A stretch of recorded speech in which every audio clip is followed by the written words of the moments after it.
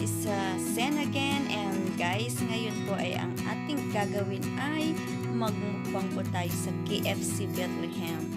Oo guys, meron po sila KFC Bethlehem and napakamura po ang bilihin dito, sobra.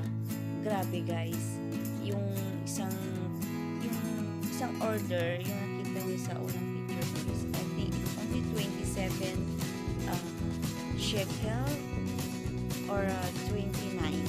Hindi ko na matandaan, pero ang mura guys, sobra. Kaya yan, nagpapapak na ako dito. At ang yummy, sobrang yummy ang chicken nila dito guys. So, ito na po yung last part ng aking trip sa Bethlehem, and to all the viewers, to all the nag-comment, sa lahat po nag-comment, maraming salamat guys sa iyong mga suporta at pag-appreciate po sa aking paglalakbay sa Bethlehem, the Holy Land at ang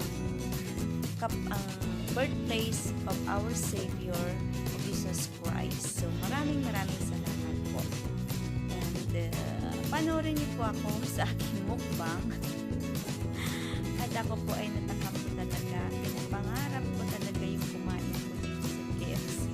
Matagal ko na pong gusto makatikim ng chicken sa KFC. So, bye na guys, and God bless us all. And panoorin niyo po lahat ito